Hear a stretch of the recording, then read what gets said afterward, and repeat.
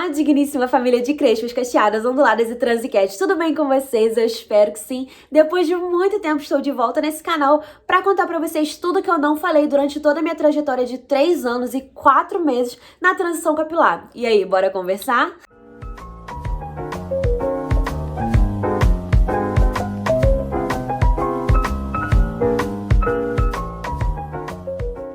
Caso você nunca tenha me visto, caiu aqui de paraquedas, eu tenho um vídeo no meu Instagram que eu conto, é um vídeo bem antigo inclusive, que eu conto toda a minha trajetória de como eu entrei na transição capilar, como era o meu cabelo antes, eu mostro fotos e tudo isso. Porque aqui no vídeo eu vou dar uma resumida, porque eu vou abrir meu coração pra outras questões também. Então o vídeo tá aqui na descrição, você pode ir lá conferir, ignora, tá? A gente tava começando na vida de blogueira, aquelas coisas e tal, mas é isso. Então vamos lá, dando uma passada rápida aqui na linha do tempo, eu fiz a minha última química no dia 28 de março de 2019, e já adiantando, eu fiz o meu BC dia 8 de maio de 2022. Somando tudo aí, dá mais de 3 anos. Como eu conto lá no vídeo, isso tudo começou porque uma amiga minha da faculdade me indagou como que era o meu cabelo natural e eu não sabia responder porque eu comecei a fazer química muito cedo e eu não conhecia o meu cabelo. Então a partir dali começou a surgir uma dúvida na minha cabeça, ela foi plantando, foi colhendo e eu entrei na transição capilar. Em março de 2020 eu abri o meu Instagram, que eu compartilhava receitas e resenhas de produtos que eu tava usando, porque isso me motivava muito a começar a cuidar do meu cabelo, porque quando eu tinha cabelo liso, eu não tinha cuidado algum com ele. Sendo que, gente, se você tem um cabelo liso de química, a coisa que você tem que ter é cuidado. Vamos para uma informação importante que eu esqueci de falar nesse vídeo. De março de 2019 até setembro, eu continuei usando chapinha. Depois disso, minha amiga Bia Faz Tudo no Mundo, que vocês já devem conhecer, quem me acompanhava lá no Instagram, ela começou a fazer tranças no meu cabelo pra eu começar a ir pra faculdade, me sentir confortável com o meu cabelo natural, mesmo com química ainda. Depois disso, né, eu parei de usar todo tipo de fontes de calor, já não usava muito secador porque eu odiava. Eu era aquele tipo que queria ter o cabelo liso, mas eu odiava todo o processo de ter o cabelo liso. E comecei a investir em produtos para cabelo cacheado. E foi assim que surgiu meu Instagram, aquele rolê todo.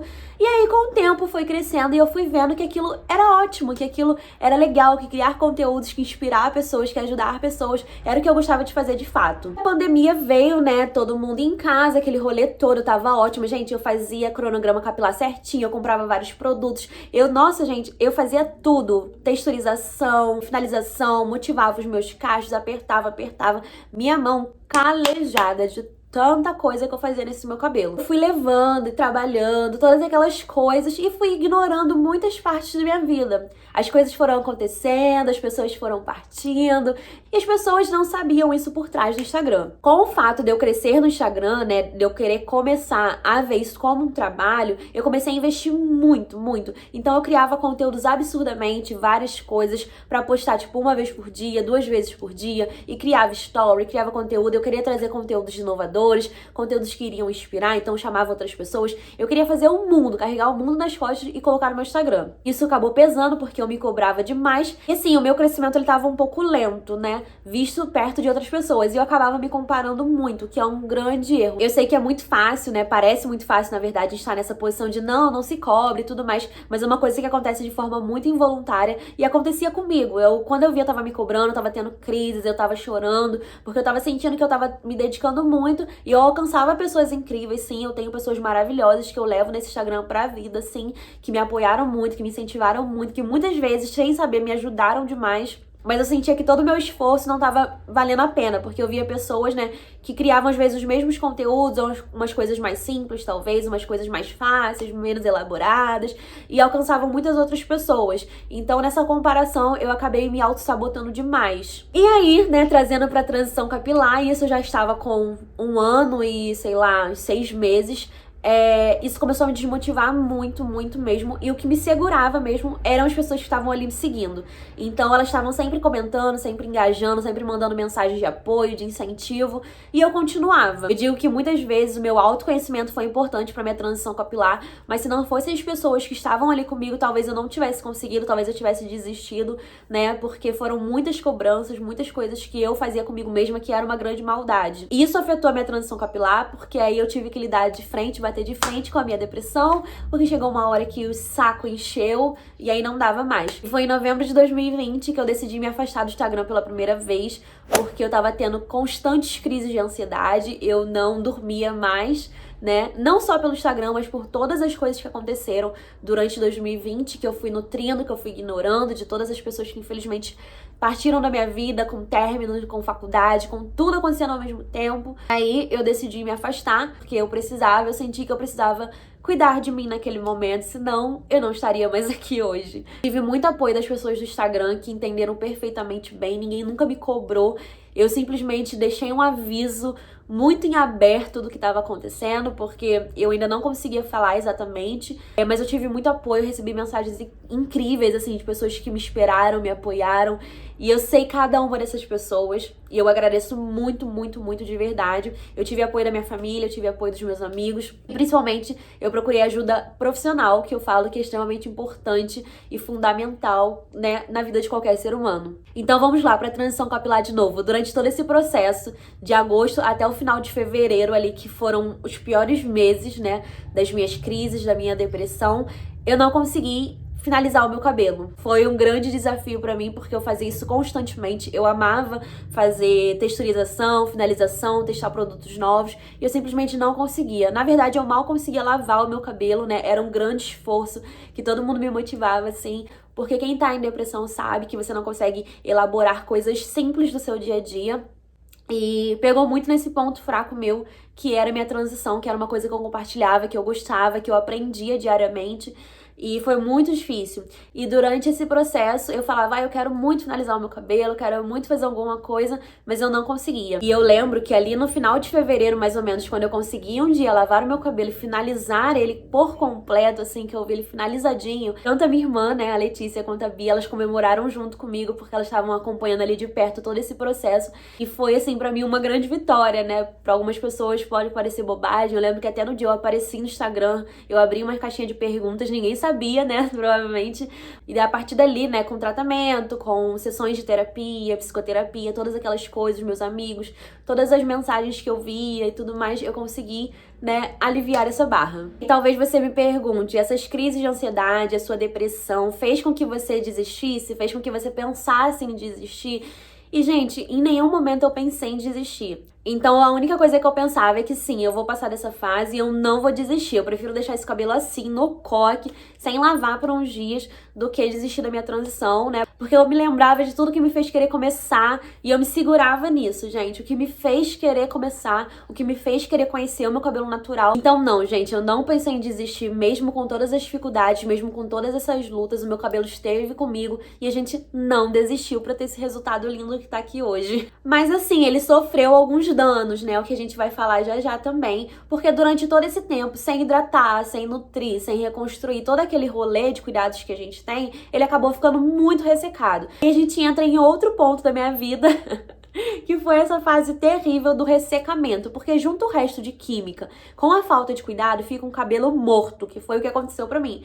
Toda a metade, assim, do meu cabelo tava morta, gente. Mas, como eu passei por um corte químico, eu não queria cortar o meu cabelo. Eu sempre tive em mente, quem tem trauma de tesoura vai entender o que eu tô falando. Eu sempre tive em mente que eu ia passar pela transição capilar, eu ia esperar o tempo que fosse, mas eu iria querer o meu cabelo grande, porque eu não queria passar pelo trauma de ter um cabelo curtinho de novo, como eu tive. E aí o tempo foi passando, e eu preferi ficar com o meu cabelo ressecado, com aquele cabelo mortinho, do que cortar. Eu consegui usar produtos maravilhosos que ajudaram muito a reconstruir o meu cabelo, como foi o da New Hair e da Le Cliquet, né? O da Le Cliquet foi maravilhoso, assim, impecável, que eu dei um tratamento pesado nele antes de colocar as tranças. Porque por mais que eu cuidasse muito dele, como era um cabelo morto, né? Não tinha como mais, entendeu? Então tinha só que cortar. E eu tava ali, não, eu vou esperar ele crescer pra eu conseguir cortar e ficar do tamanho que eu quero. Então eu comecei a usar trança, que era uma maneira de disfarçar esse cabelo, que ajudava no crescimento e eu me sentiria bem. Porque chegou num ponto em que eu finalizava o meu cabelo, eu achava ele completamente feio, eu não gostava, nada funcionava, eu fazia hidratação, nutrição, reconstrução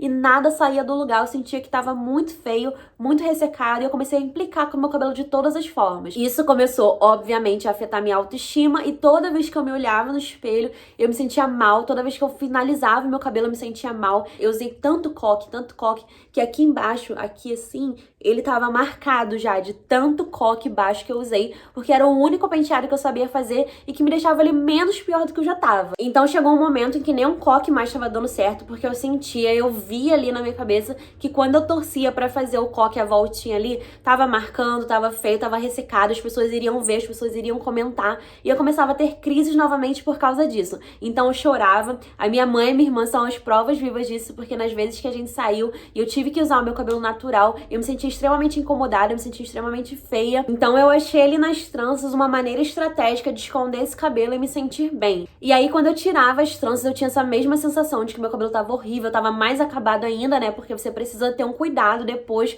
porque como o cabelo fica ali guardadinho, tem todo aquele rolê, você precisa também dar um tempo. E eu simplesmente não queria dar esse tempo, porque meu cabelo tava muito feio, eu não conseguia sair sem me sentir mal, sem chorar e todo aquele rolê. E aí chegamos em dias difíceis novamente, né? Eu usei vários tipos de tranças, eu usei de 2, usei de 6, usei de cabelo todo, usei várias cores também, e isso me ajudava. Mas durante esse processo, né, você tem que tirar por um tempo. Eu deixava 1 mês e meio, tem gente que deixa 3 meses. Eu nunca fiz isso, porque o cabelo precisa de cuidados, né? E o meu cabelo já tava muito danificado, eu não faria isso, porque eu me odeio, mas não nesse ponto.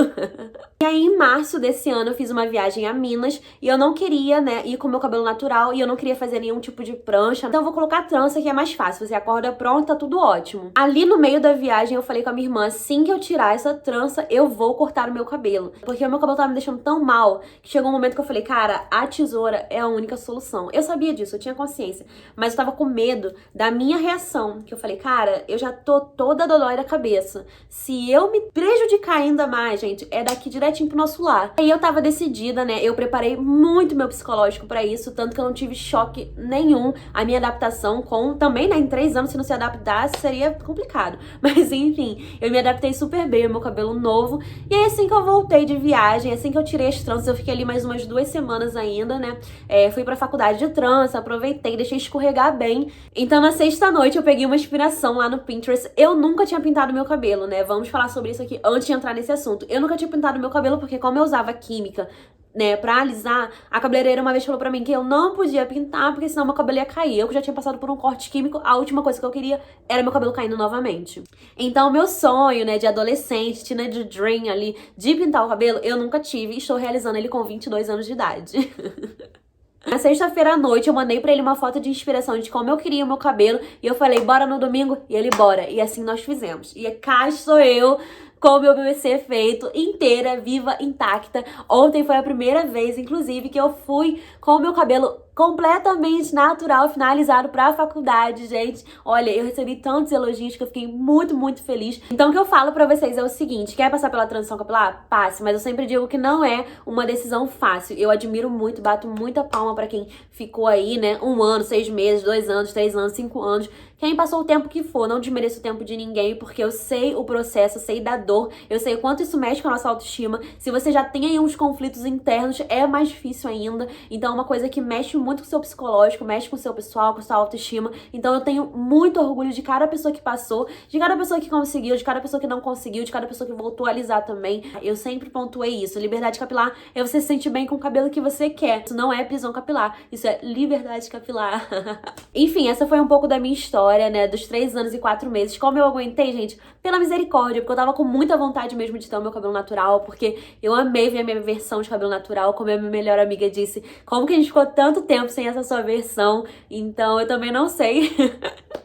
Mas eu gostei, eu amo essa minha versão cacheada, eu amo tudo que eu aprendi com a transição capilar, tudo que eu conheci, todas as pessoas que eu convivi, que eu conheci, que eu conversei, que eu inspirei de alguma maneira, que eu ajudei de alguma forma. Então, eu não mudaria esse processo jamais. Eu amei tudo que eu vivi, tudo que eu vou viver daqui pra frente também. Eu passei bem por alto em cima de alguns detalhes, né, dessas crises, desses problemas que eu tive, que eu acho que não é uma coisa que vai mudar a vida de ninguém também, né? Os motivos, as causas, nossos gatilhos. Mas eu nunca tinha conversado com vocês sobre isso. Eu nunca abri o meu coração de forma tão, né, sincerona, assim, sobre essa fase que eu passei, sobre enfrentar a depressão, sobre enfrentar diariamente, noites, dias, crises de ansiedade. Claro que eu tenho meus momentos, né, assim, que eu tenho crise aqui ou outra, não constantemente como era antes. Graças a Deus, espero que continue assim.